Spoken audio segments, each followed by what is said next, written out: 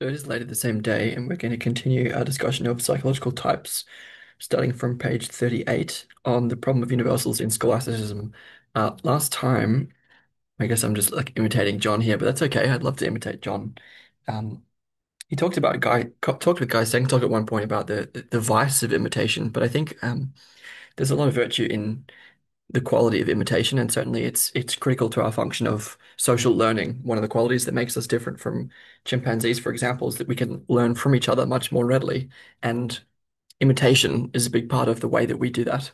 So I don't at all feel um, apologetic or ashamed to imitate Mr. Viveki, Dr. Viveki, I could say. Anyway, we were talking about you know, essentially dualism and monism and Jung's expression of this like historical Jung's documenting of an historical split in the Western psyche, which he feels is like this is basically Jung's way of talking about the meaning crisis that we're now experiencing by going back into deep history. And he talks about it in terms of typology, namely between extroverts and introverts, which he really thinks of as like where the energy flows. Does energy flow toward the subject or does energy flow toward the object?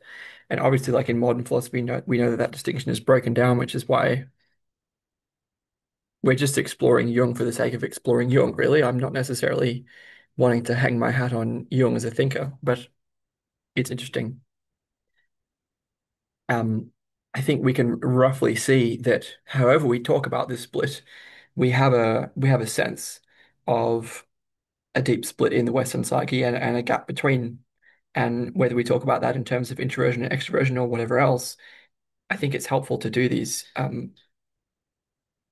historical analyses for at least for the sake of understanding where we've come from a bit. And so we were talking a bit about the early Christian church and Gnosticism. We were talking about the main, it's sort of a heaven and earth dichotomy. So it's a main set of distinctions between on on the one hand, evaluation of the abstract. So we have sort of abstract or sensory. So the unnatural or the natural, um, unity or multiplicity, rational or irrational, superhuman or impersonal versus the human or the personal, and thinking versus feeling. So these are the two different categories. So on the one hand, yeah, so abstract, unnatural, unity, rationality, superhuman, and thinking. And on the lower hand, it's sensory, the natural, the multiple, the irrational, the human, and the feeling. That was expressed characteristically by Tertullian, and the former category by Origin.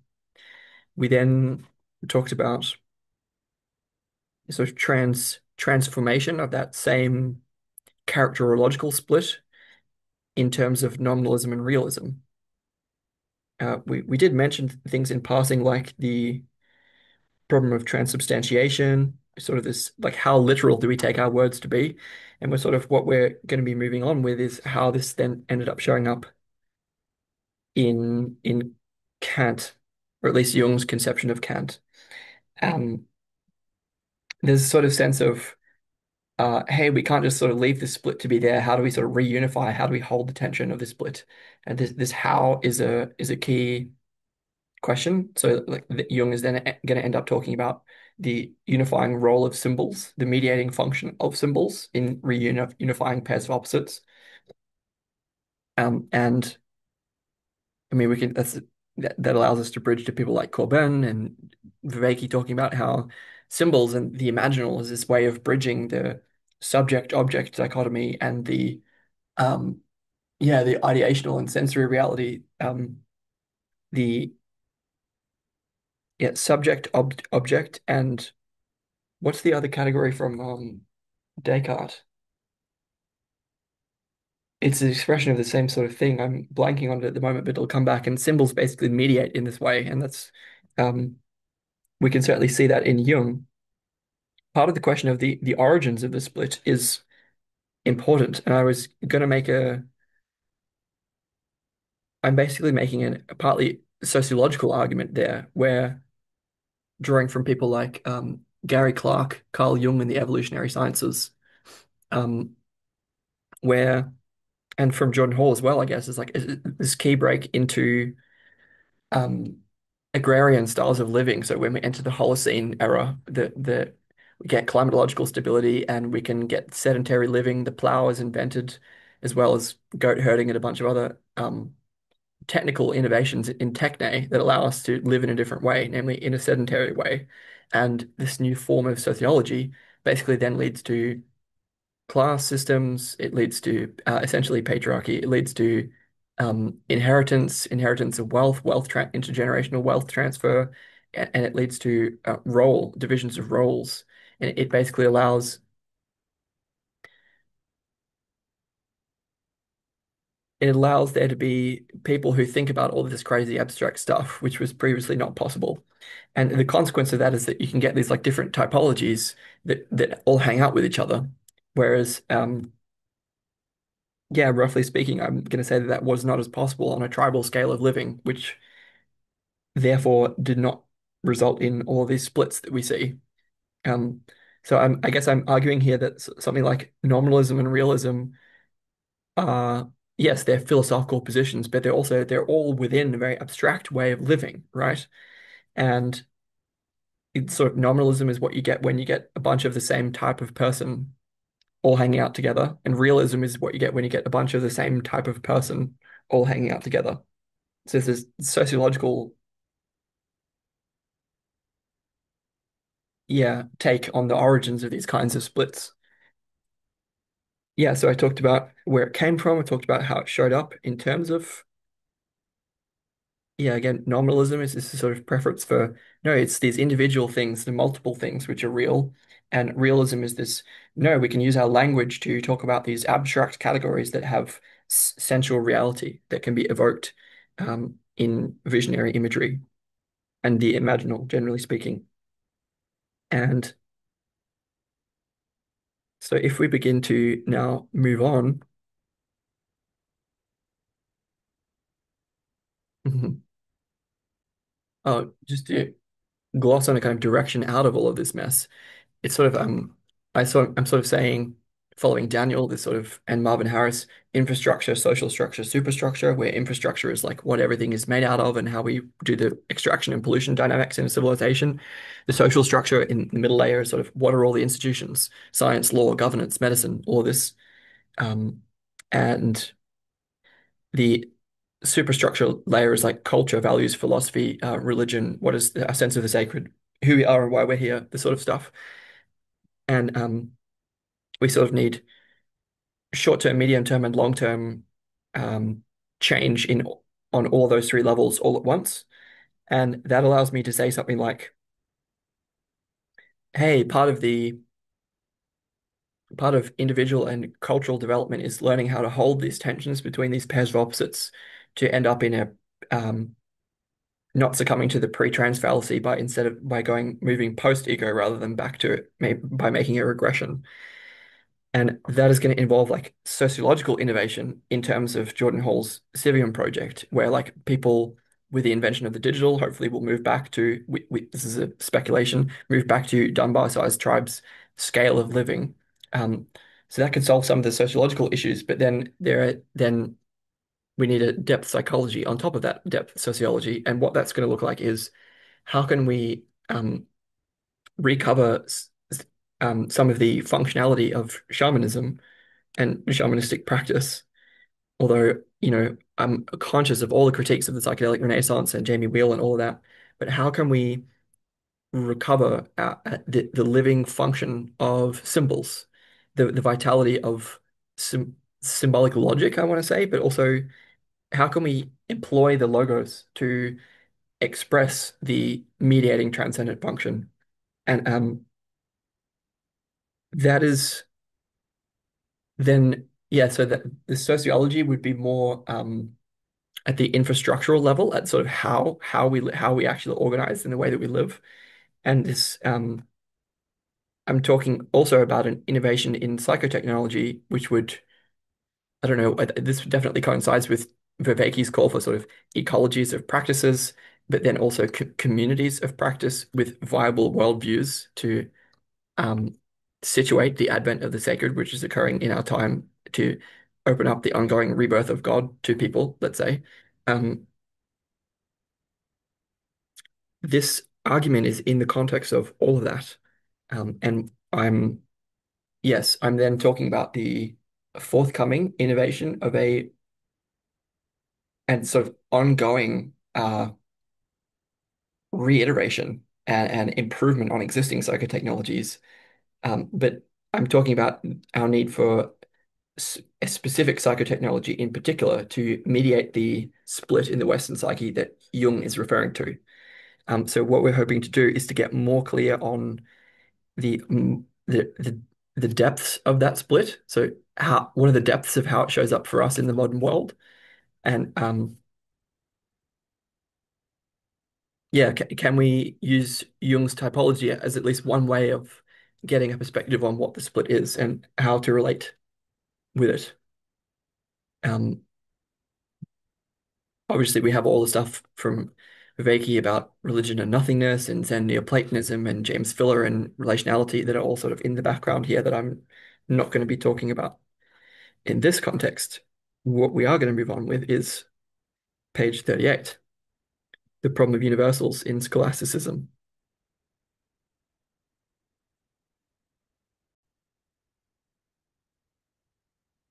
Basically, Jung's claim here, the take is that this problem was not solved. So the split is a kind of unsolved, unhealed split.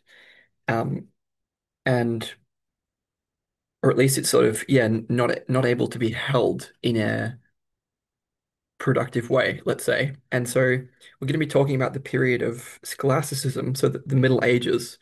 And so he talks about how Porphyry handed down this problem to the Middle Ages. Quote, as regards universal and generic concepts, the real question is whether they are substantial or merely intellectual, whether corporeal or incorporeal, whether separate from sensible things or in and around them. So the idea is that this like is a key problem that was a sort of inheritance of the origins of Western culture, that different thinkers in the expressed in different typologies and the metaphysics that were produced by those different typologies, types, I should say. And we're going to be talking about several different medieval thinkers that Jung uses to get into Kant as an expression of those different types. Um,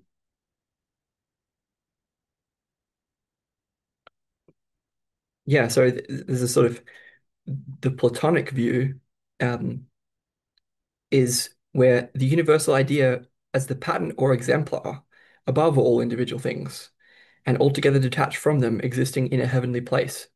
And this sort of view, this Platonism, is sort of expressed, quote, by the wise Diotima says to Socrates in the dialogue on beauty, which I feel like quoting because it's nice. So this is Diotima to Socrates.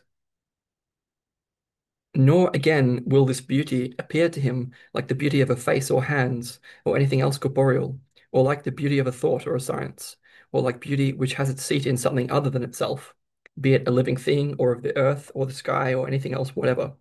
He will see it as absolute, existing alone with itself, unique, eternal, and all other beautiful things as partaking of it, yet in such manner that, while they come into being and pass away, it neither undergoes any increase or diminution, nor suffers any change.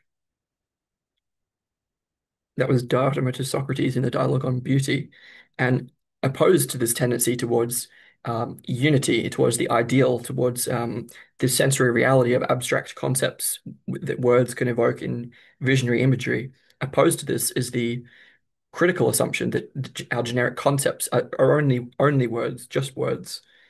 Um,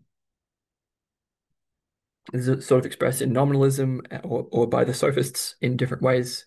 Cynicism, they had different expressions of this uh, tendency going against the Platonic, which is more oriented toward the other category that we were talking about. We do go into talking about the church a bit more here as well, because Jung is then saying that between these two different conceptions, there's a third take, which identifies with being more moderate, and with Aristotle. So this is a view that form and matter coexist. So the form or the eidos is a sort of Aristotelian. So let's say that form and matter are two different terms that refer to basically expressions of this categorical difference that we've inherited, and by Aristotle saying that they coexist, he's holding a between position, so mediating position.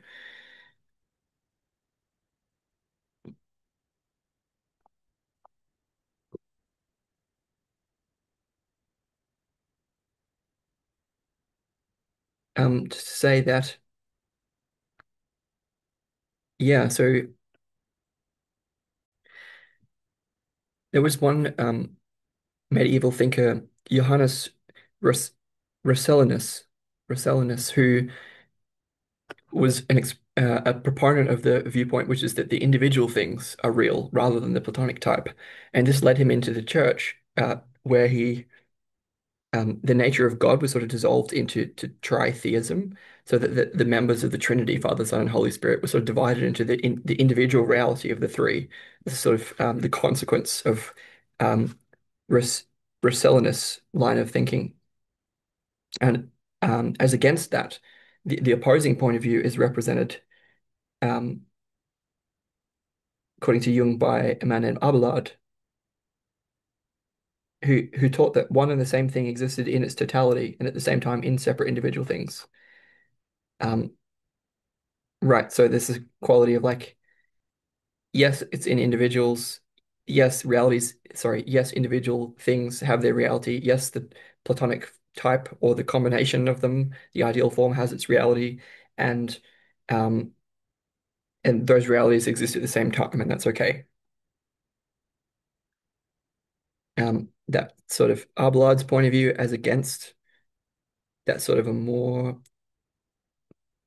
that's a more of a realist point of view, let's say, in this scheme that I'm using, whereas Russellinus is more of a nominalist. And on the realist side, with Abelard, is also this guy Anselm of Canterbury, father of Scholasticism. So he's a Platonist, and for him, the universals reside for him in the divine logos. Um, Anselm, what's important about Anselm? Let's find out. I actually don't have much to say about Anselm, just to say that Jung uses him as an example of the expression that it is an empirical reality that there is a type, a psychological type, that regards the reality of those universal ideas as very efficacious in their lives. So the immediate causes to be sought in psychological disposition of realism in general, namely in the fact that there was not only a certain class of men, but in keeping with the current of the age, also certain groups of men for whom the accent of value lay on the idea, so that the idea represented for them a higher reality or value of life than the reality of individual things. Hence, it seemed simply impossible to suppose that what to them was most valuable and significant should not really exist. Indeed, they had the most striking proof of its efficacy in their own hands, since their whole lives, their thinking and feeling, were entirely oriented by this point of view. And so Jung is sort of,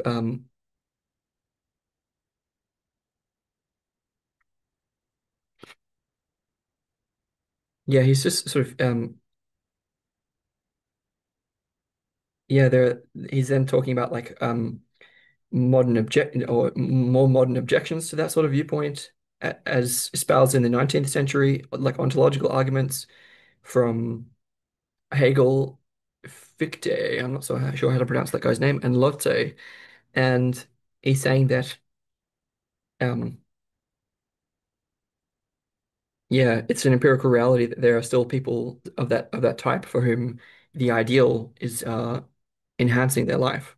Um, so he says the ontological argument is neither argument nor proof, but merely the psychological demonstration of the fact that there is a class of men for whom a definite idea has efficacy and reality, a reality that even rivals the world of perception. The sensualist brags about the undeniable certainty of his reality, and the idealist insists on his. Psychology has to resign itself to the existence of these two or more types and must at all costs avoid thinking of one as a misconception of the other. And it should never seriously try to reduce one type to the other. So that puts us in a pluralism. But we can use Occam's razor. Explanatory principles should not be multiplied beyond necessity. In any case, we're then going to get to Kant, who what is so he's going to use Kant to say that like where there's still a modern expression of these pairs of opposites. Obviously, yes, I know they're being broken down in philosophy and science to some degree, but we still have this deep split. This is the meaning crisis in modern Western culture. And how is this expressed around Kant's time? Well, the sort of pairs of opposites. So like yeah, um earlier we talked about realism connected with Platonism versus nominalism. But here there's one which is idealism versus realism, where idealism would probably be more of a in the Platonic category, and realism is more associated with nominalism in that connection, or also expressed in spiritualism versus materialism, which is a different kind of um, dichotomy.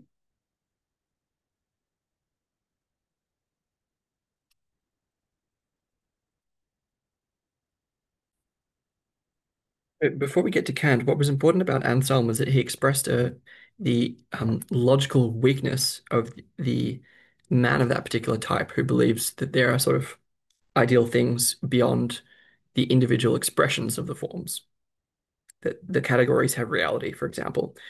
So Anselm said, for example, so then there truly is a being than which a greater cannot be thought, so truly that it cannot even be thought of as not existing. And thou art this being, O Lord our God. So this is a logically very weak ontological argument. And Jung saying that why is it a weak argument? Because it's just kind of like a failure of imagination that they can't even imagine that an alternative. Um, I know that's a little dismissive, but Jung's simply saying that there simply are people of this type who are expressing their view, their perspective on reality itself. And he's then going to say that many other people closer to our time fall into a same kind of uh, trap of failure in argument.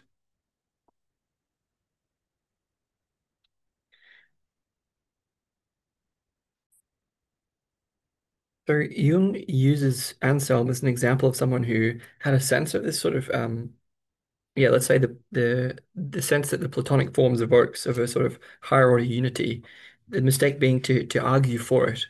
And so the ontological arguments that sort of supposed to give a proof of its existence usually always fail, but that doesn't imply the fact that is sort of that there is a sense of reality that is standing behind those arguments. And he then says that later writers after Anselm fell into the same sort of trap, in like that who failed to make a good ontological argument for um, the existence of the idea rather than the existence of just individual things, let's say. And Kant then comes into it by expressing what is Kant expressing here? Kant is expressing the failure of that reasoning that such people give, where he says, the concept of an absolutely necessary being is a concept of pure reason.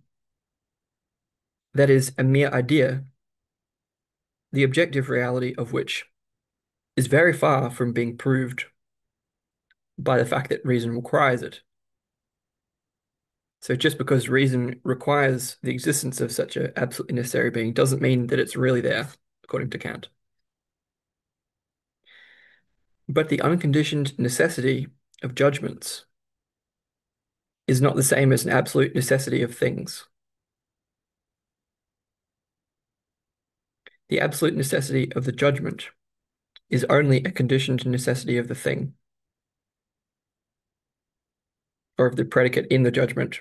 I have to say, Kant's critique of pure reason is not my favorite form of philosophy, and I'm not going to go in depth into trying to understand what the heck Immanuel Kant is talking about here.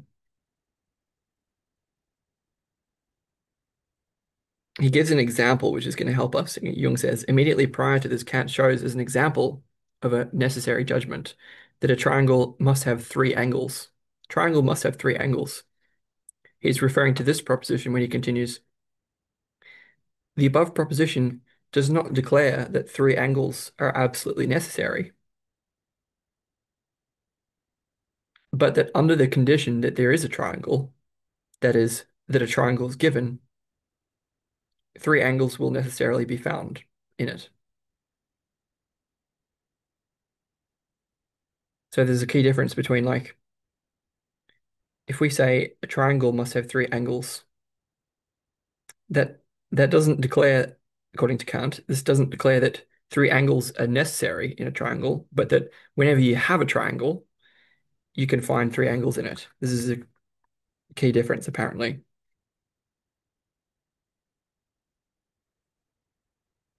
Yes, Kant says, so great indeed is the power of illusion exercised by this logical necessity, that by the simple device of forming an a priori concept of a thing in such a manner as to include existence within the scope of its meaning, we have supposed ourselves to have justified the conclusion that because existence necessarily belongs to the object of this concept, always under the condition that we posit the thing as given, as existing, we are also of necessity, in accordance with the law of identity, required to posit the existence of its object, and that this being is therefore itself absolutely necessary.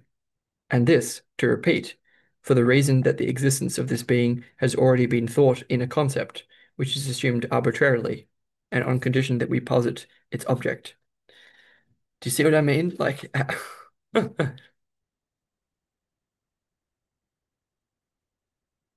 this is just, maybe we can just like forget about Kant here and let's just take what Jung is drawing from this. But the problem is that it's rather a lot, of course, for Jung as a Kantian.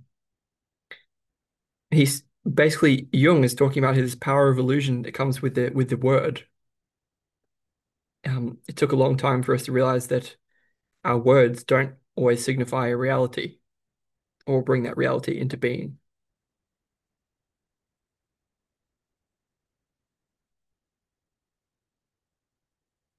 And the consequence of that is that false conclusions creep into our ontological arguments. So we argue in favor of some ontological reality like God without being able to adequately defend it logically, which is what Kant is objecting to.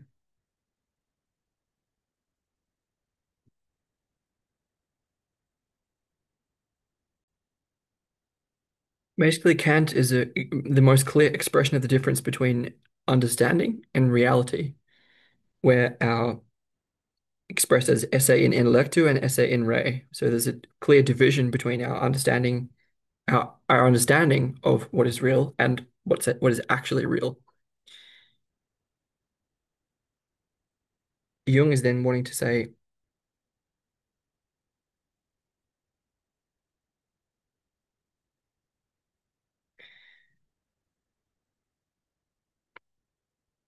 Jung is then going to talk about the anima. It's not clear how he can do that, but Jung is saying between the understanding and reality, there is still anima, meaning the soul, which makes the whole ontological argument superfluous.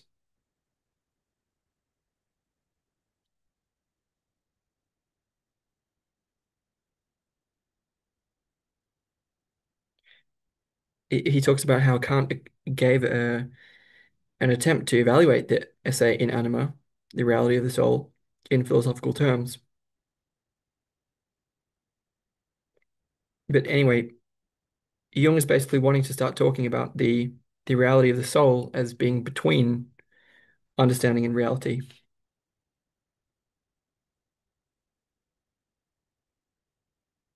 as a psychological fact.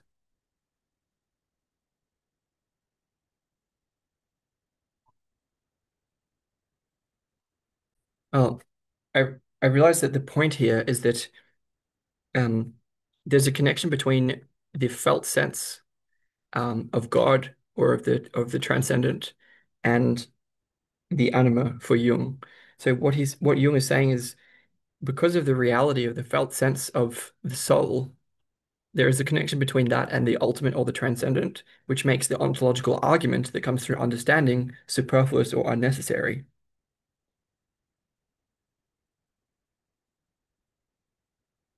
So then he's saying that it then becomes an empirical question, like how often or how universally does this experience occur in human psychology? And that the argument that follows from that uh, is an unnecessary philosophical addition. So the reason that it's tricky here is because earlier we were dealing with this sort of abstract and sensory categories of like higher and lower, roughly speaking. And the connection here is that Jung, as a sort of a mystic, is rather like Meister Eckhart, identifying that God is sort of occurring within and in connection with the soul. And that is the felt sense of reality that people like Anselm writing from, that even if they write bad arguments, they're still writing from that soul, which is what Jung is talking about now. Yeah. And this connection between God and the soul needs elaborating, needs justifying by Jung. He says, the datum, which is called God and is formulated as the highest good, signifies, as the term itself shows, the supreme psychic value. In other words, it is a concept upon which is conferred, or is actually endowed with, the highest and most general significance in determining our thoughts and actions.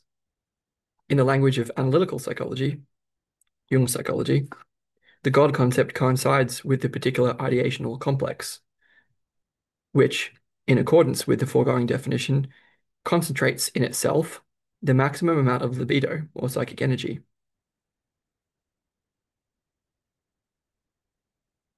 Accordingly, the actual God concept is psychologically completely different in different people, as experience testifies.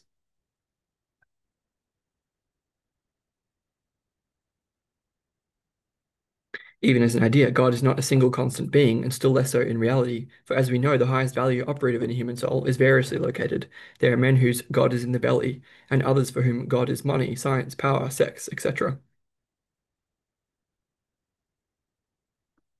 In any case, for Jung, this is like there's a way that the reality of the soul as an expression of the transcendent or divine, the center of greatest, highest value, um, is for Jung sort of proof that proof of the existence of,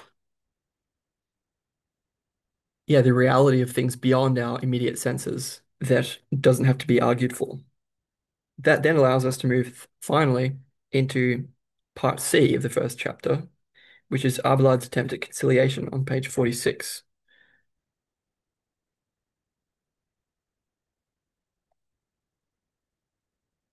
Abelard um, was someone who was an unhappy person. He was an eclectic, criticized and rejected every accepted theory of universals, but freely borrowed from them what was true and tenable, blah blah. Anyway, what's significant about Abelard?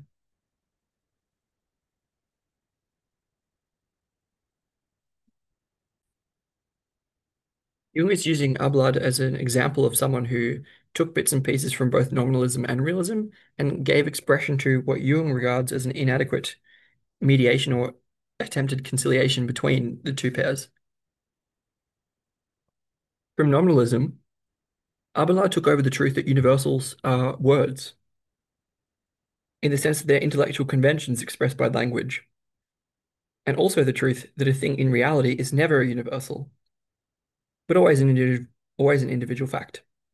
But from realism, he took over the truth that genera and species are combinations of individual facts and things by reason of their unquestionable similarities.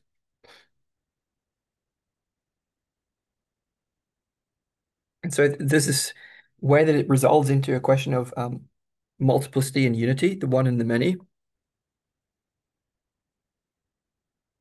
where there's an existence of like we can perceive the similarities of things, and what does that imply for the problem of the one and the many? And so Jung says, for anyone who's psychologically so constituted as to perceive chiefly the similarities of things, the inclusive concept is, as it were, given from the start. So being able to see the similarity of things seems to imply that things can be included into one from the start. It forcibly obtrudes itself with the undeniable actuality of a sense perception. So there's a way that if one is inclined to see the similarities, there's a way that the oneness or unity is implied by that. But for one who is psychologically so constituted as to perceive chiefly the diversity of things, their similarity is not clearly given. What he sees is their difference, which forces itself upon him with as much actuality as similarity does upon the other.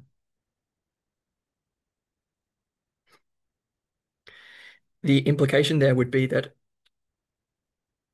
if by other briefly we take to mean the unconscious, the sort of if someone is predisposed to perceive the differences rather than the similarities, the perception of the similarities may be existing in a more unconscious way. And vice versa, if someone's inclined to see the similarities, the awareness of the difference may be sort of, for example, relegated to the shadow, something like that. But the important point here that I wanted to talk about was that Jung says, it seems as if empathy into the object with a psychological process which brings about the distinctiveness of the object into more than usually clear focus, and as if abstraction from the object with a psychological process most calculated to blind one's eyes to the distinctiveness of individual things in favor of their general similarity, which is the actual foundation of the idea. Empathy and abstraction combined produce the function that underlies the concept of conceptualism. It's grounded, therefore, on the only psychological function that has any real possibility of bringing nominalism and realism together on the middle way, namely the soul. This is extremely important. So I have not yet argued, but I will at some point in relation to Eric Neumann's Sphere of the Feminine, from Eliade, Forged in the Crucible, and from Gary Clark, Carl Jung and the Evolutionary Sciences, that um, I'm seeking for a model of depth sociology that can accommodate stereotypically masculine and feminine forms of religiosity or mystical experience. Namely, I'm taking the um, I'm imagining three different sort of categories of mystical experience that may be necessary for a sustainable tribal way of life, let's say. And imagine a there's a sort of how do I connect this? It's a rather complicated thing that I'm seeing. It's if you imagine the infrastructure, social structure, superstructure layer that I had from earlier, um, imagine that also sort of corresponds to body, soul, and spirit in a certain way. And then I want to map that onto sort of one and many and one, and that there would be mystical experiences that correspond to each of those layers. So um, the bottom layer, more connected with the infrastructure and with the body. Imagine a stereotypically masculine form of religiosity or mystical experience that involves the individual in unity with nature. So it's a sort of horizontal uh, unity with nature kind of mystical experience.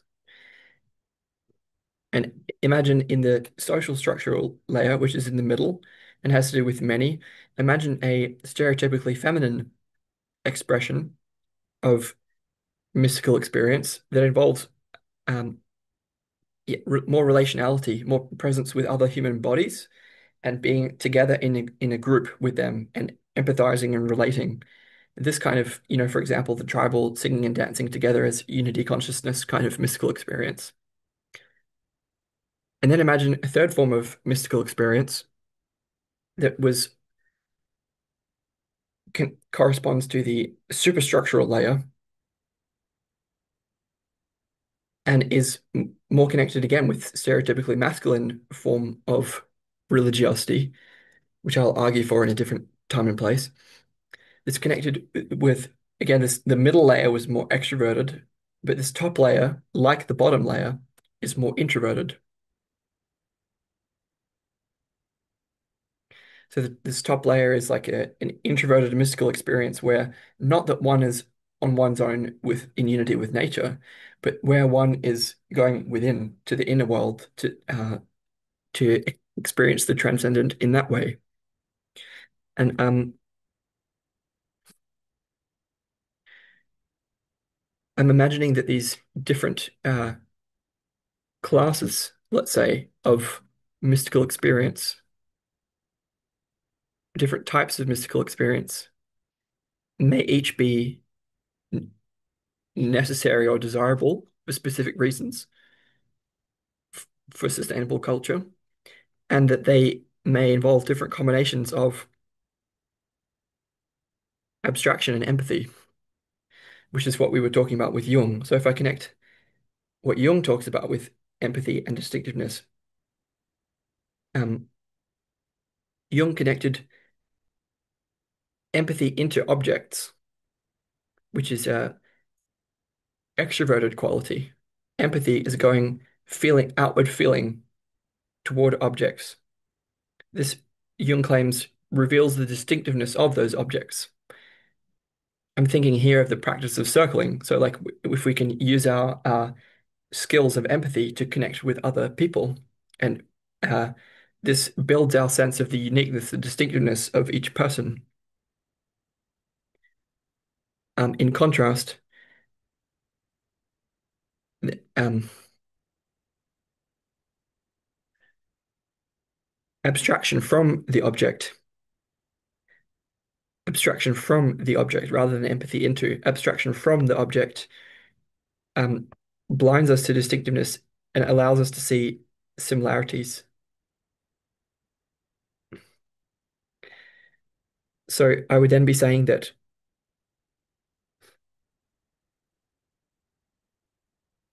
I would then actually be saying that different combinations of empathy and abstraction and different balances between empathy and abstraction, and therefore different balances between introversion and extroversion, were showing up differently in each of the different classes of mystical experience that I named. So, for example, at the infrastructural layer of mystical experience, which involves an individual in nature and unity consciousness, I well, there's something both. So, yes, imagine extroversion in that context. So, being extroverted may look more like having empathy into the objects. So then the birds, the trees, the spirit of the river, which leads to, namely, animism. It leads to a sense of the distinctiveness, the soul of uh, different objects in nature. Whereas introversion in the infrastructural layer of mystical experience may look more like taxonomy. So, uh, yeah, perceiving the ideas, yeah, the similarities that are derived from those individual objects, which is less about empathic connection with those objects and more about abstraction from to perceive the similarities of them. So, as an expression of empathy, it may look more like connection with the spirit of a place, um, rather than connection with the manifestations of that spirit, something like that. I'm going to briefly do that had to do with the infrastructural or bottom layer of an individual in nature kind of mystical experiences. And I'm then going to say in passing that there is a that that part of the origins of the meta crisis are the tendency for recursive abstraction, so an overvaluation of abstraction rather than empathy, so imbalance. Um, and I think that that infrastructural context, so that layer of mystical experience I just named, so the individual in in nature, there's a risk there that there could be not enough someone that was less empathic and more abstract uh, off on their own leads to social vulnerabilities where their tendency for abstraction um, is a risk. I want to say just briefly that there are types, namely characteristically feminine and masculine, where feminine, I'm saying, corresponds with empathic qualities and abstraction corresponds with masculine qualities. That's just the category that I'm using at the moment. And then I'm going to say that there are different advantages and disadvantages that come from each of those types in each of those three contexts. So strengths and weaknesses. So for example, if one is too empathic on their own in nature, one may get eaten by a tiger because one wants to empathize with the tiger rather than run from it. Um, if one gets too abstract and not empathic enough in on one's own with nature, that could lead to tribalism, where one cannot empathize with other tribes, or a lack of religious feeling in nature, so disconnection from the place and the other creatures that one is connected with. On the Then I'm briefly going to do the social structure layer. So in the middle, we had a this is a context where the individual's in a group of other people, and the mystical experience involves like singing and dancing and the tribal sense of unity, which comes with a high degree of empathy and relating present in that space. Um, I'm saying that that's actually a kind of forge or a crucible where empathy is generated and developed. It's kind of a cultural engine, I'm going to say, and that um, it provides a social womb for people with more abstract tendencies to be less nerdy and autistic and more held within the container of the group and build empathic skills. Um, an excess of empathy in that kind of context could look like, I don't know what that could look like. Too much relating. So, like, I don't know, everyone gets soft, everyone becomes like a snowflake, and too much abstraction in that context could look like no one can relate with each other. Social disintegration. So maybe the first is like excess of more collectivity and not enough individuality, and too much abstraction is more like too much individuality and not enough collectivity. And so then, oh yes, and so wait, excuse me, it'd actually be the other way around if we use Jung's point about empathy. So empathy allows us to bring in the distinctiveness of the object. So the connection there is between the social structure, the many people, bodies being together, and building empathic skills to clarify the distinctiveness of each individual, which leads to the phenomenon of personhood. So persons are clarified in that kind of context where we can rely on our empathy building social contexts. Whereas too much abstraction in that context, or the advantage of abstraction would be that we can think about psychological types of people, so similarities between people, but that we can't connect to them as individuals, and that their distinctiveness cannot be clarified. And just finally, in the superstructural layer of this depth sociology that I'm envisioning, this involves an individual going inward to have a mystical experience, meeting with the divine or transcendent in that context. Um, that I'm going to use. Piagetian assimilation and accommodation. So too much empathy.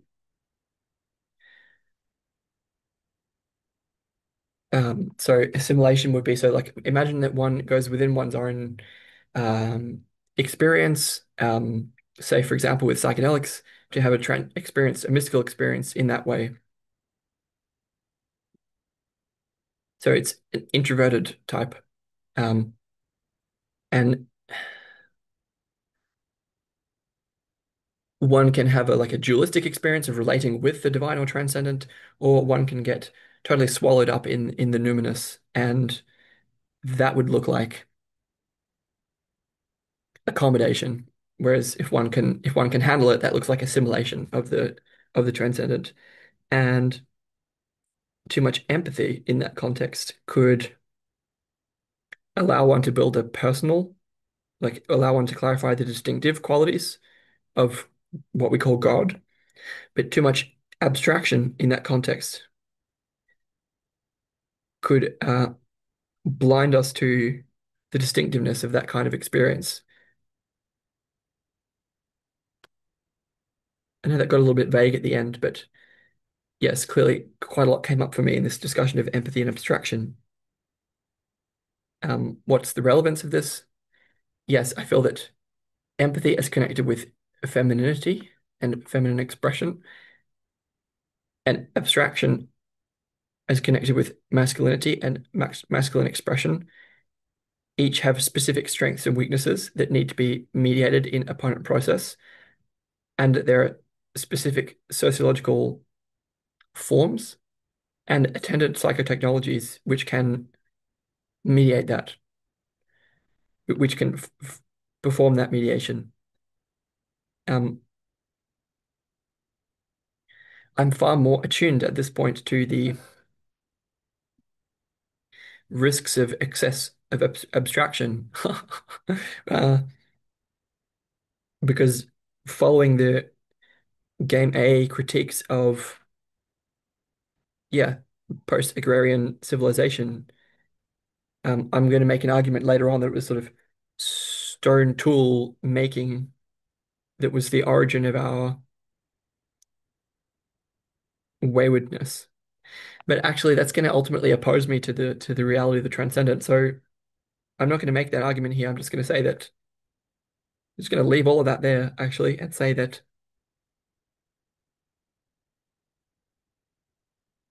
yeah, clearly there's a connection between empathy and distinctiveness and personhood that feels important to me, and that we need more of that. Like I'm making a normative claim on empathy and personhood, and abstraction from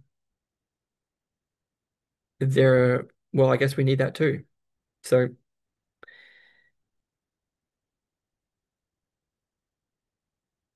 that was originally a discussion of Abelard, who was a medieval scholastic who attempted to reconcile the differences between nominalism and realism, apparently badly, according to Jung.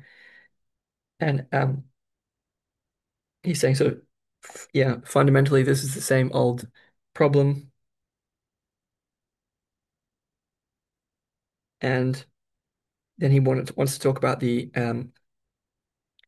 mediatory science, mediating science of psychology, and the reality of the soul as being able to unify the idea and the thing without doing violence to either. And he says that this capacity inheres in the very nature of psychology.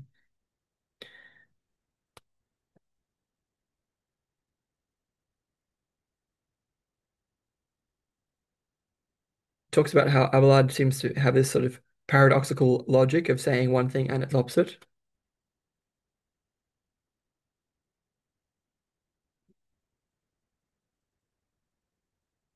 Yeah, Jung says again that like the difference between, for example, nominalism and realism as expressions of this split in the Western psyche is not a logical and intellectual one, but a psychological one, meaning there are different types of people expressing both points of view. The man who's oriented to the idea apprehends and reacts from the standpoint of the idea, but the man who's oriented to the object apprehends and reacts from the standpoint of sensation. This is what leads him to the general conceptions of introvert as more connected with the idea, and extrovert as more connected with the sensation. So the introvert is more connected with oriented to the subject, to oneself, and the extrovert is more oriented to the object, which has subject and object having to do with where the libido, where the creative psychic energy flows toward the subject as an introvert or toward the object as an extrovert, or as ontological positions into realism, like Plato, or into nominalism, like the nominalists.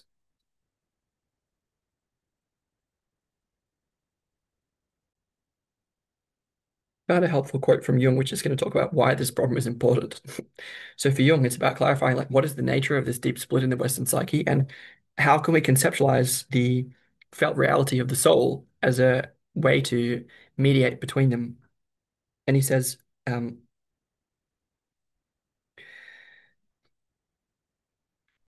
every logical intellectual formulation, however perfect it may be, strips the objective impression of its vitality and immediacy. It must do this in order to arrive at any formulation, whatever. But then just but then just that is lost, which seems to the extrovert the most important of all, the relation to the object. There is no possibility, therefore, of finding any satisfactory reconciling formula by pursuing the one or the other attitude. Even that is just a crucial point. So that normally our way of finding a mediating, reconciling solution would be to find the formula, find the expression, find the argument that can express the betweenness of both um, introversion and extroversion. And Jung is saying it is exactly that, which is the an imbalance towards the type of introversion that would lose the immediacy and vitality of the object that the extrovert is so has such a preference for. So again, another way to say that is that our normal way of finding a reconciliation is actually imbalance. He says, there is no possibility, therefore, of finding any satisfactory reconciling formula by pursuing the one or the other attitude. And yet, even if his mind could, man cannot thus remain thus divided, for the split is not a mere matter of some offbeat philosophy, but the daily repeated problem of his relation to himself and to the world. So it's an existential problem. It's not just a philosophical problem, which is his whole point. And because this is basically the problem at issue, the division cannot be resolved by a discussion of the nominalist and realist arguments. Finally, for its solution, a third mediating standpoint is needed. Claim. Esse in intellectu, the reality of understanding, lacks tangible reality. Esse in re lacks mind. So they're imbalance. In imbalance. Idea and thing come together, however, in the human psyche. Idea and thing come together, however, in the human psyche, which holds the balance between them. What would the idea amount to if the psyche did not provide its living value? What would the thing be worth if the psyche withheld from it the determining force of the sense impression? What indeed is reality if it is not a reality in ourselves, an esse in anima? Living reality is the product neither of the actual objective behavior of things nor of the formulated idea exclusively, but rather of the combination of both in the living psychological process through esse in anima. Only through the specific vital activity of the psyche does the sense impression attain that intensity and the idea that effective force, which are the two indispensable constituents of living reality. We can hear all through there the dynamical systems theory and autopoiesis and self-organization of complexity in biology and this Aristotelian um, process philosophy stuff. But then there's also Jung is saying, hang on, no, it's something deeper than that. It's something about the reality of our soul that is important here. Yeah. And so he says, this autonomous activity of the psyche. So he's relating to the soul, to the animate, as something that's autonomous, not fully in our control, which can be explained neither as a reflex action to sensory stimuli, nor as the executive organ of eternal ideas, is, like every vital process, a continually creative act. So there's a connection between creativity and soul. The psyche creates reality every day. The only expression I can use for this activity is fantasy. Fantasy is just as much feeling as thinking, as much intuition as sensation. Connected there, the dream of Brahman.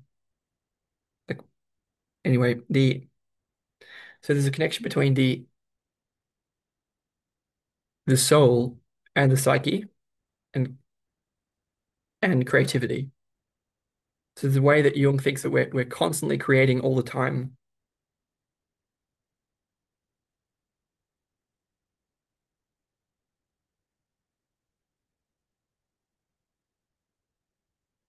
And this allows him to focus on fantasy, which he really thinks of as sort of spontaneous creative spontaneous creativity of the psyche. He says, fantasy, therefore, seems to me the clearest expression of the specific activity of the psyche. It's preeminently the creative activity from which the answers to all answerable questions come. It is the mother of all possibilities, where, like all psychological opposites, the inner and outer worlds are joined together in living union. Fantasy it was and ever is, which fashions the bridge between the irreconcilable claims of subject and object, introversion and extraversion. In fantasy alone, both mechanisms are united.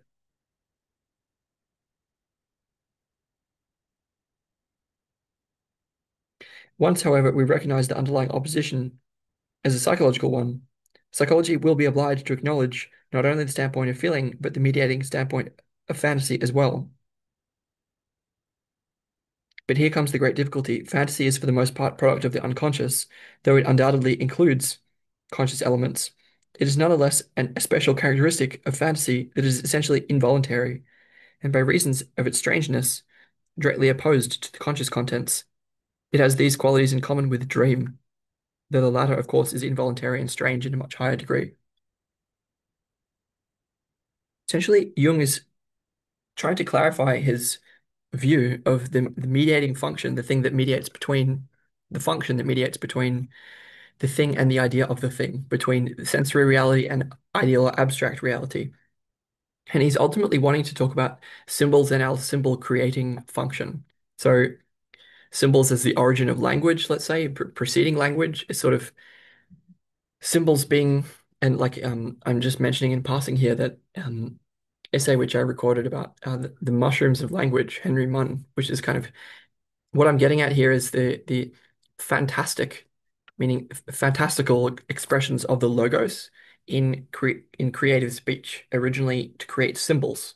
And so it's this capacity that we have, the languaging capacity, the logoic, um, the function of the logos is creative fantasy, and it's creative fantasy in terms of symbol formation and symbol understanding, actually.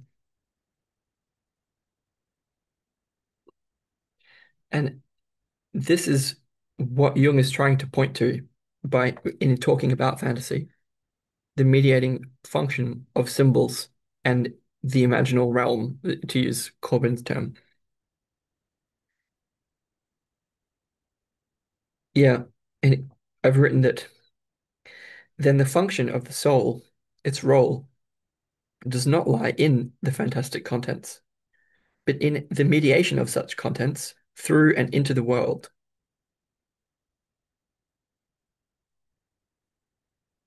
So if we want to ask the question, like, how does the soul fit in? What's the role of the soul in all of this? And it could be that Jung thinks of these creative images, we could just say symbols for the moment, that emerge from what is natural about us. And he thinks of them as a combination of,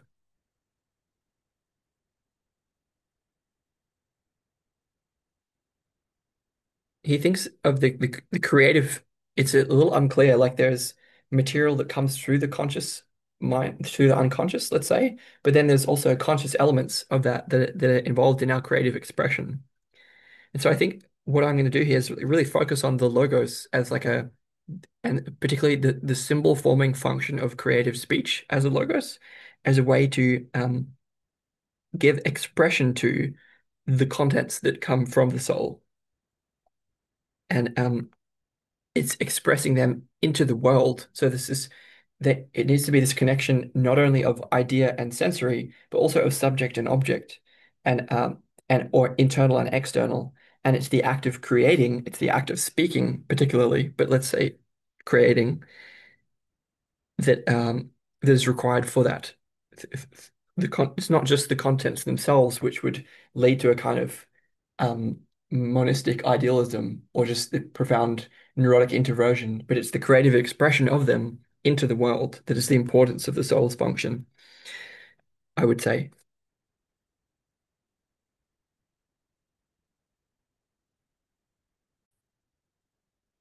We can also see here, just in passing, that obviously this also refers to Jung's own experiences coming through the Red Book and his active imagination stuff, like he's talking about what the function of that is, and particularly in relation to the formation of new religions. And so we can see that from John Dewey and others who have argued that we can see in terms of talking about the origins of religion and indeed the advent of the sacred happening in our time, and why can't we just adhere to Christianity kind of questions? Why is it an unhelpful kind of regression? Well,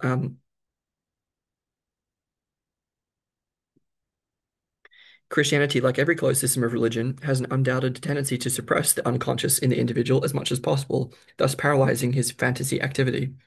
Instead, religion offers stereotyped symbolic contents that are meant to take the place of his unconscious once and for all. The symbolic contents, the symbolic concepts of all religions are recreations of unconscious processes in a typical universally binding form.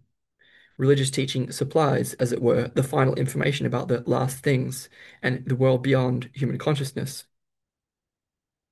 I mean, this is not necessarily a bad thing. This allows these powerful symbols to be ritually available to everyone who's not a creative genius. This isn't something to be sneezed at, but he says that wherever we can observe a religion being born, we can see how the doctrinal figures flow into the founder himself as revelations.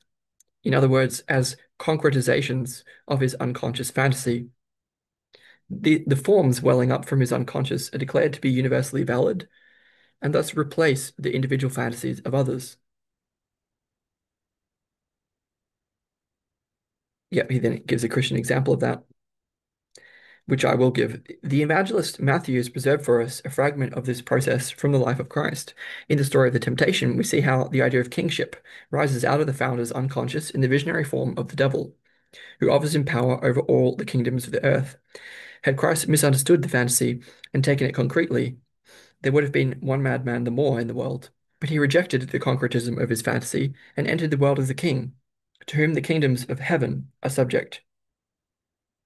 He was therefore no paranoiac, as the result also proved. Anyway, the point here is that we're talking about I guess I'm saying because of the meta crisis, therefore, it seems to be a time for the birth of new religions just as much as it is the retrofitting and reimagining of the old religions. And to the degree that the existing religious forms inhibit that, um, they're sort of inhibiting the foundations of life itself. At least in that's certainly my experience of dogma. Um, some strong opinions that I have there, but I want to be careful to understand that the role that the traditions play and the role that dogma plays because we're subject to limitation, because we can't all be creative geniuses all the time, and so we need these traditions. In any case, the form in which Christ presented the contents of his unconscious to the world became accepted and was declared valid for all. We're basically what we're getting at here is we can see how religions tend to be created in this way. Um, there then becomes a question of reverse engineering enlightenment in Viveki's terms, where if we understand that that's the process, um, how can we sort of get back to the beginnings? Like, how can we allow the unconscious to speak in term? How can we exact the logos into a form of symbol creating or creative speech that could be that could allow us to access the I don't know, states of transcendence or unity that we seem to be in urgent need of. I know that wasn't very well expressed, but I'll just leave it as an open question of how to proceed, how to move forwards, how to bootstrap ourselves out of this problem that we're in, and the role of fantasy and symbol seems to be important in that to me.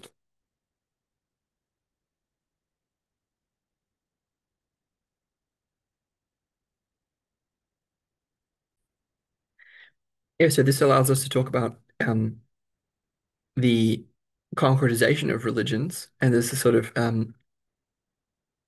yeah, like in Christianity, if we take as an example, obviously they want to get organized after a while, and there's so Elaine Pagels' Miracles and Wonder, and sort of what I'm talking about is that like Gnosticism, as we talked about a little, involves this focus on the value of individual knowledge. It's this you know, it's okay for the individual to have a direct connection to the divine, whereas the orthodoxy is far more like, meaning the church is far more like, no, we are the authority. Listen to us and our symbols, and that's what leads them to say, hey, it's only the books of Matthew, Mark, Luke, and John that are going to be included, and these other gospels of Thomas and Philip and Mary and the Gospel of Truth and so on um, don't get included. And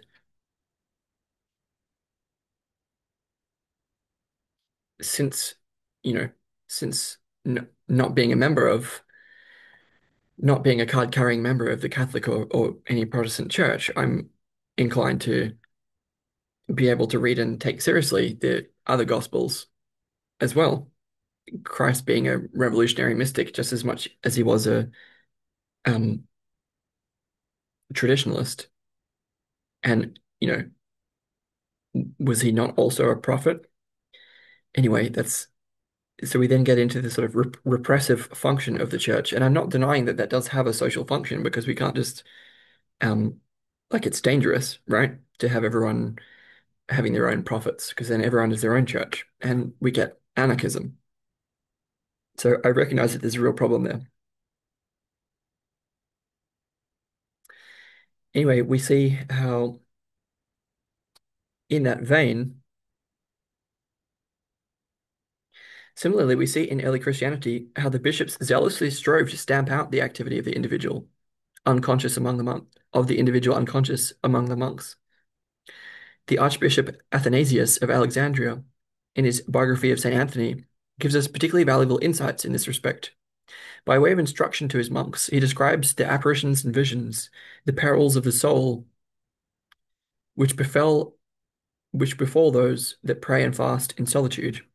He warns them how cleverly the devil disguises himself in order to bring saintly men to their downfall. The devil is, of course, the voice of the anchorite's own unconscious, in revolt against the forcible suppression of his nature.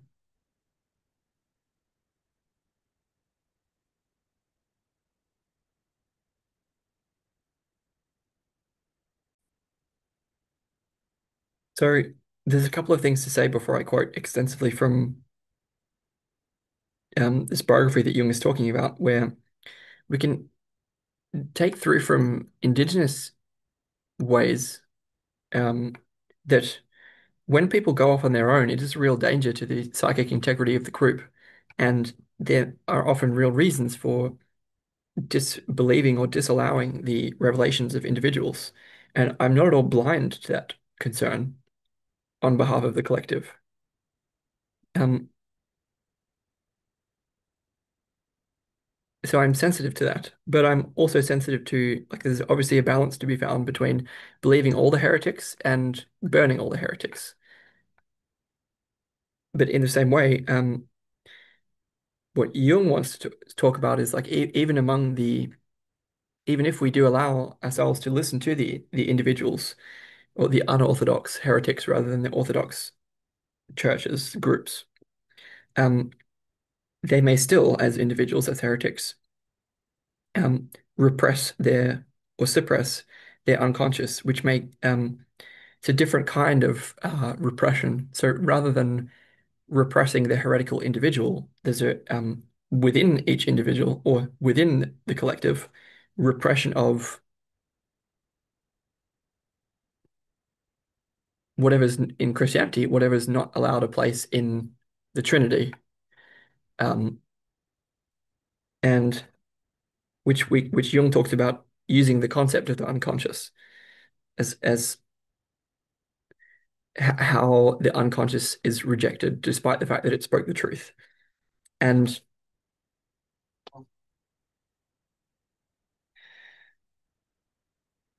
there's a sense here that if we find a way to use the logos in its symbol forming capacity as a mediating function between the idea and the thing, between the abstract and the sensory, um, this may take us to the borderline between conscious and unconscious, where it's this between place, this if you like if we imagine that there's a tension between the idea and the sensory and we're looking for the place in between, well there's maybe also a place between conscious and unconscious and we're looking for the place between them as well. In fact, we're looking for the place between all the pairs of opposites. And Jung is arguing that the repressive attitude or suppressive attitude, either way, as manifest in individuals and in collectives, um, can be toward any of the different poles that are present. So he's arguing that um, we're, and as through all his work, he argues we're sort of overly focused on the conscious half or part of ourselves, and we don't allow enough of nature to speak through us. And so there's a quality of like when we talk about the logos and the soul and the creative function of symbol formation, it's this quality of spontaneousness or creative facility is like we don't want to be blocking ourselves, getting in our own way. And so sort of getting out of our way and can allow us to speak clearly. And this is going to come up later in a discussion of the qualities of the transcendent function, where qualities like childlikeness as connected with spontaneity show up. For the moment, yeah, I do. I mean, I'm actually going to leave these quotations because they're r rather long, and I don't think. Actually, no, I'll quote them because why not? Just take it as storytelling, I guess. So this is examples of how the what Jung calls the unconscious is sort of suppressed, even though it tells the truth. It's suppressed in like they take it as Satan, and this is the whole issue of the church is that they sort of project the problem of evil everywhere and see Satan in everyone and in everything.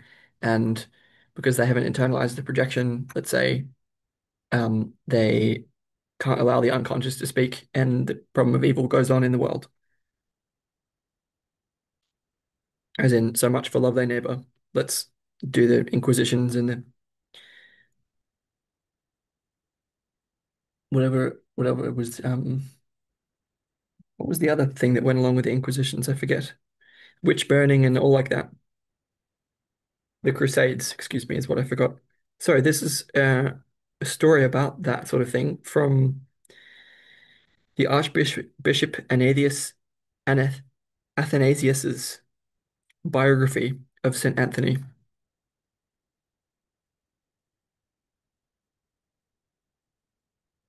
It's called Life of Saint Anthony in the Paradise or Garden of the Holy Fathers, compiled by Athanasius, Archbishop of Alexandria, and others.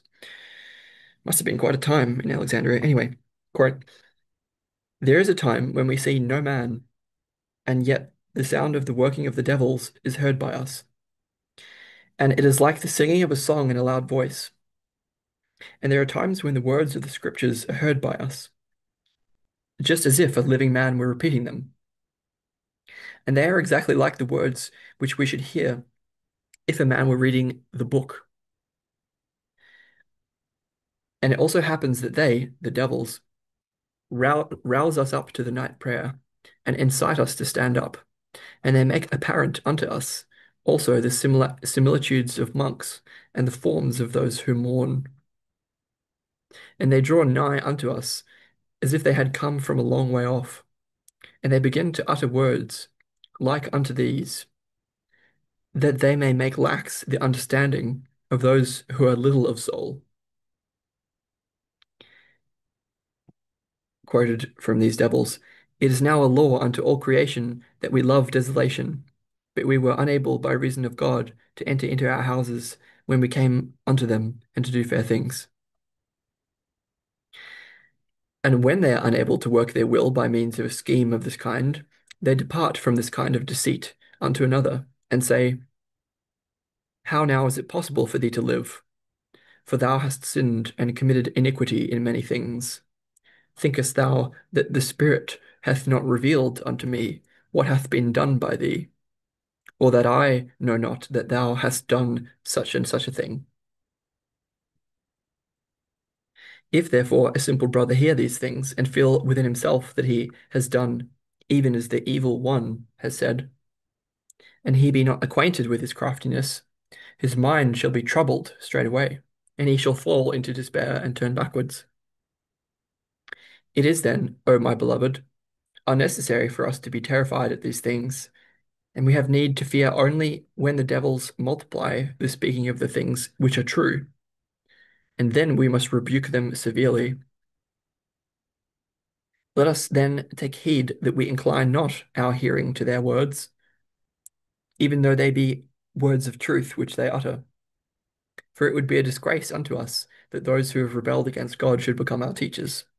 And let us, O my brethren, arm ourselves with the armor of righteousness, and let us put on the helmet of redemption, and in the time of contending, let us shoot out from a believing mind spiritual arrows as from a bow which is stretched. For they, the devils, are nothing at all, and even if they were, their strength has in it nothing which would enable it to resist the might of the cross.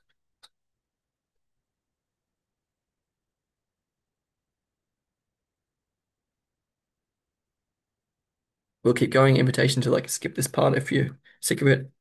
And again, on another occasion, there appeared unto me a devil of an exceedingly haughty and insolent appearance, and he stood up before me with the tumultuous noise of many people. And he dared to say unto me, I, even I, am the power of God, and I, even I, am the Lord of the worlds. And he said unto me, what dost thou wish me to give thee? Ask, and thou shalt receive. Then I blew a puff of wind at him, and I rebuked him in the name of Christ. And on another occasion, when I was fasting, the crafty one appeared to me in the form of a brother monk carrying bread. And he began to speak unto me words of counsel, saying, rise up, and stay thy heart with bread and water, and rest a little from thine excessive labours. For thou art a man, and howsoever greatly thou mayest be exalted, thou art clothed with a mortal body, and thou shouldest fear sickness and tribulations. Then I regarded his words, and I held my peace, and refrained from giving an answer. And I bowed myself down in quietness, and I began to make supplications in prayer. And I said, O Lord, make thou an end of him, even as thou hast been wont to do him away at all times. And as I concluded my words, he came to an end and vanished like dust, and went forth from the door like smoke. Now on one occasion Satan approached the house one night, and knocked at the door. And I went out to see who was knocking, and I lifted up mine eyes, and saw the form of an exceedingly tall and strong man, and having asked him, who art thou? He answered unto me, and said unto me, I am Satan. And after this I said unto him, what seekest thou? And he answered unto me, why do the monks and the anchorites and the other Christians revile me? And why do they at all times heap curses upon me? And having clasped my head firmly in wonder at his mad folly, I said unto him, wherefore dost thou give them trouble? Then he answered and said unto me, it is not I who trouble them, but it is they who trouble themselves. For there happened to me on a certain occasion that which did happen to me. For there happened to me on a certain occasion that which did happen to me, and had I not cried out to them that I was the enemy, his slaughters would have come to an end forever.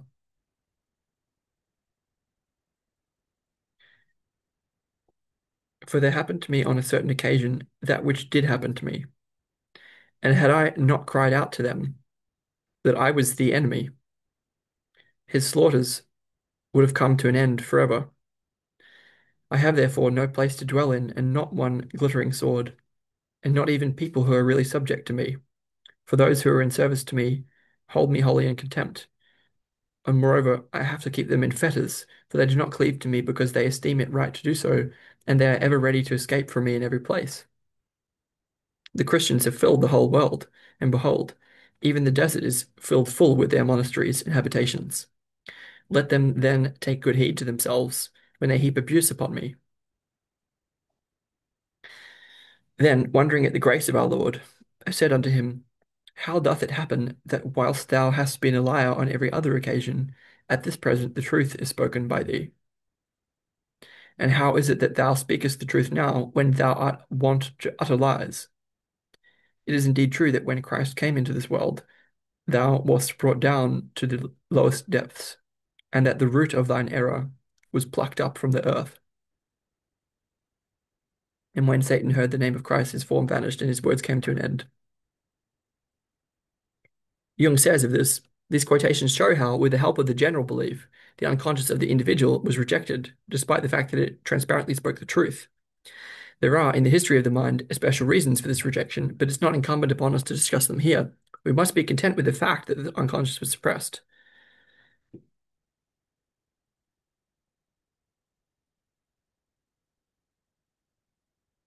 Yep.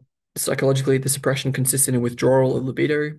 The libido thus gained promotes the growth and development of the conscious attitude, with the result that a new picture of the world is gradually built up.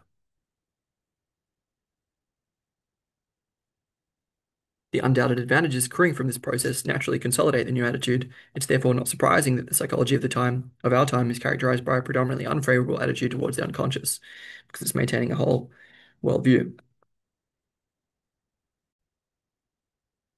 So we were just talking about the Jung was using these quotations to talk about the repression of the voice of the unconscious in the Christian tradition, and more so by the orthodoxy, by the church, by the organized structures of society. And Jung is wanting to say that is by recovering this capacity, this voice of the unconscious, this creative function, this voice of the soul, this access to the symbolic forming power of logos that can mediate this deep psychological split that we see in the church and elsewhere. And here, in the last few pages of this chapter, Jung is talking about how we can understand from that point of view why science, has sort of had to repress both feeling and fantasy. So science, similarly as the orthodoxy of the church, is the sort of orientation towards similarity, toward the abstract, towards the idea, and away from the individuality of our subjective feeling. And indeed, away from the creative fantasy that comes from the soul, comes from the mediating or transcendent function in Jung's terms. They are sciences exactly for that reason. Um, the question is how psychology can do that. So the question is that like why science? And obviously the answer is usually a pragmatic answer, is that science gives us all of these tools, all this stuff, and that is a matter of practical application, not a matter of science for science sake. And the reason for that is that science for science sake is would end up being cancerous, because anything for anything's sake is drawing from the funding, the creative energy of the whole, and science for science sake is, as far as I can tell, not sociologically feasible in a finite world. And that means that we have to adhere to pragmatism and practical application, meaning we come back to engineering, and the basis of that is creative activity, not the observation of similarity and laws and rules. They can be informing, but it's ultimately the creative function which is the basis of genuine um, practicality in the sense of entrepreneurship, let's say, that ma makes the intellect a minister rather than a king. The intellect is then in a subservient function to the purpose of life,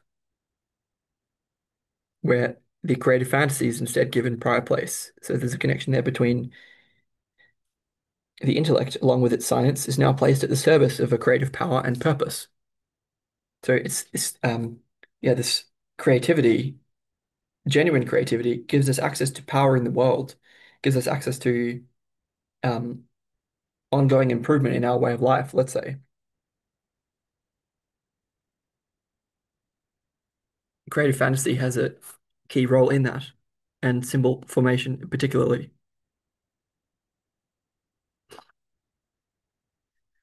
That's probably not clear at this point. I'm just gonna, I mean, you can see that in the origin of ideas. Like people have good ideas and then they build from that to make things, right? But it's the ideas that give rise to innovation or inventio, we could say, in of techne. It's the ideas is connected, like to allow people to have ideas is what Jung means by allowing for creative fantasy, essentially.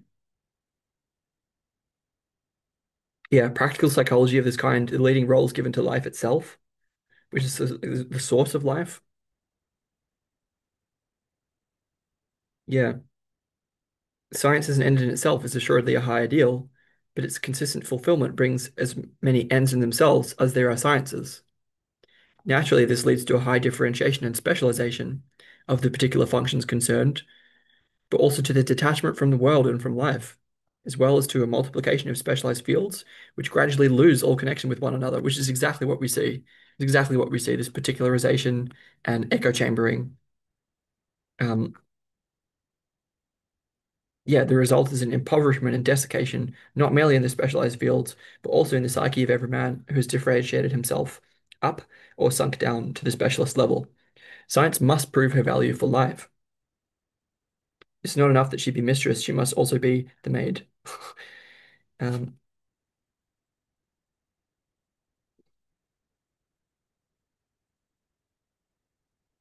yes, he then talks about Faust a little bit, the connection being when Faust exclaims, feeling is all, he's expressing merely the antithesis of the intellect. Faust is a feeling type, that is. Sorry, Goethe is a feeling type. Goethe, author of Faust, is an extroverted feeling type of person, let's say, and expresses feeling as all in his book Faust as an expression of the antithesis of the overly intellectual scientific standpoint. And so only goes to the other extreme. He does not achieve that totality of life and of his own psyche, in which feeling and thinking are united in a third and higher principle. This higher third, as I've already indicated, can be understood either as a practical goal or as the creative fantasy that creates that goal. The goal of totality can be reached neither by science, which is an end in itself, nor by feeling, which lacks the visionary power of thought. The one must lend itself as an auxiliary to the other, yet the opposition between them is so great that a bridge is needed. This bridge is already given us in creative fantasy. It's not born of either, for it is the mother of both. Nay, more, it is the pregnant with child, that final goal which unites the opposites. Obviously, there we have the shades of Jung referring to his process in the Red Book. So it's this, again, this creative mediating function that Jung is wanting to focus on as a way to bridge the gap between the two and hold the tension in a higher order unity.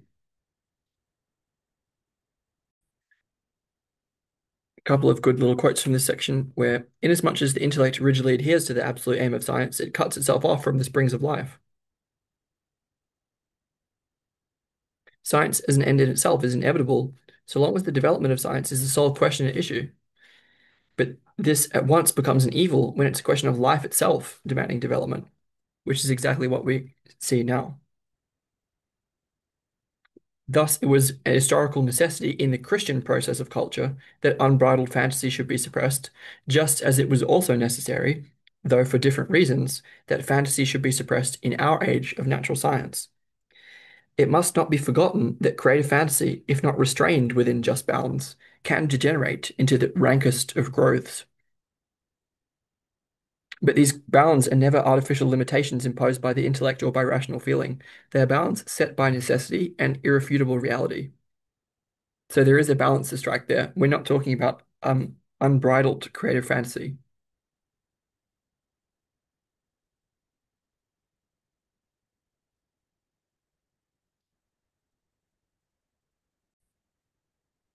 Just to say that Jung then goes on to talk to characterize Freudian and Adlerian psychology in both terms.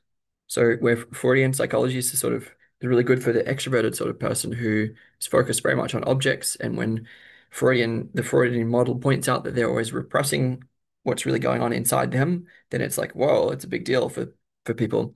And Adlerian psychology, on the other hand, is, let's say, in this very simplified model, better for introverted sort of people because it's about um, building ego, and it's more about power. It's more about it's characterized by the central concept of ego superiority. Yeah, man appears primarily as an ego point, which must not, under any circumstances, be subordinated to the object. So yeah. So with Adler, everything is directed to the superiority of the subject, which is very the opposite of Freud in some sense.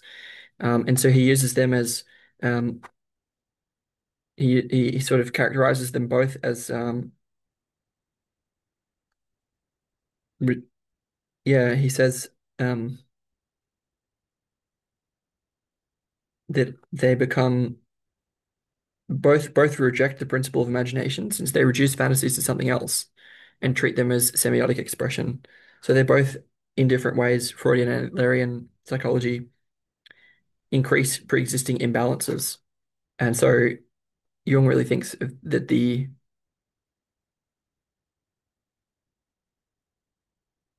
yeah, but the repressed function is unconscious and hence undeveloped, embryonic, and archaic. In this condition, it cannot be united with the higher level of the conscious function. The unacceptable nature of fantasy derives chiefly from this peculiarity of the unrecognized unconscious function. So there's something close to the source of life for Jung that we've repressed, that we're building a sense of, that is undeveloped, embryonic, and archaic, that makes us uncomfortable about it and inclined to repress it, which everyone of all different schools is liable to do. And it's by permitting ourselves without, but not in a completely unbridled way, which would be to move too far to the side of feeling and not enough thinking, by allowing ourselves to access this again, that this creative function can be recovered, according to Jung, and the specifically the creative function in the form of the logos be used to exemplify the symbol creating capacity to mediate the bridge between the opposites that he's talking about. The dynamic, quote, the dynamic principle of fantasy is play, characteristic of the child.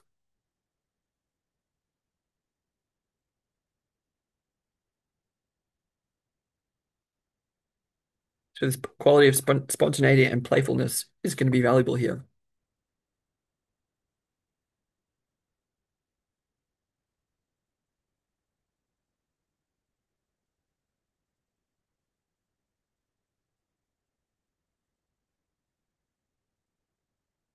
Yeah, so he talks about it gives a final contrast between the sermon and the logos, where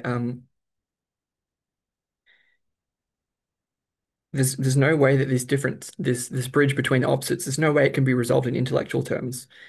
Abelard's attempt to do that a long time ago. Although in one sense Abelard's attempt must be rated very highly, in practice no consequences worth mentioning have resulted from it, for he was unable to establish any mediatory psychological principle beyond conceptualism or sermonism, which is merely a revised edition, altogether one-sided and intellectual, of the ancient logos conception. The logos as mediator had, of course, this advantage over the sermon, that it's in its human manifestation, it also did justice to man's non-intellectual aspirations.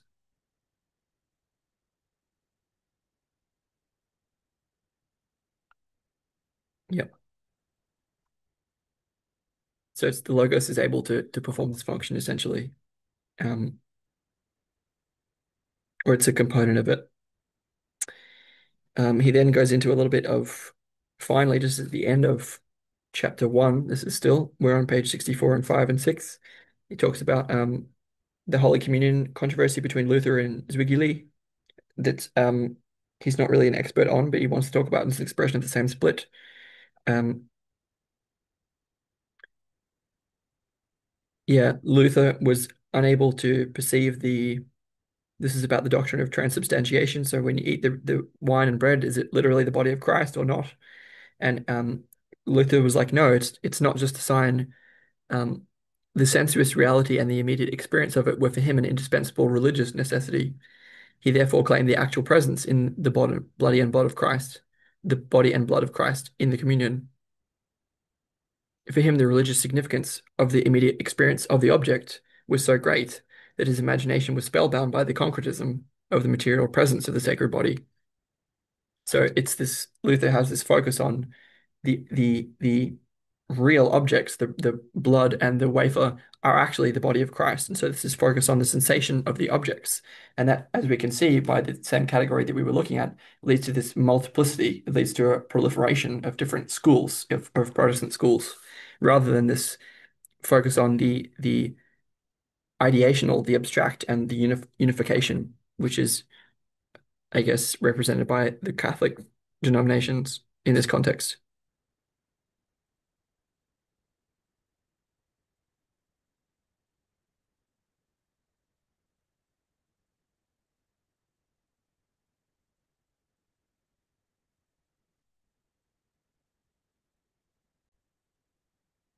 Yeah, so we're finishing up here. So we've actually come to the end of chapter one, and so we talked about Jung's understanding of the movement of this deep split in the Western psyche through the church and otherwise into the modern world. And he talks about the creative function connected with fantasy, connected with symbols and images, connected with the logos and with the soul, um, as being able to mediate the difference.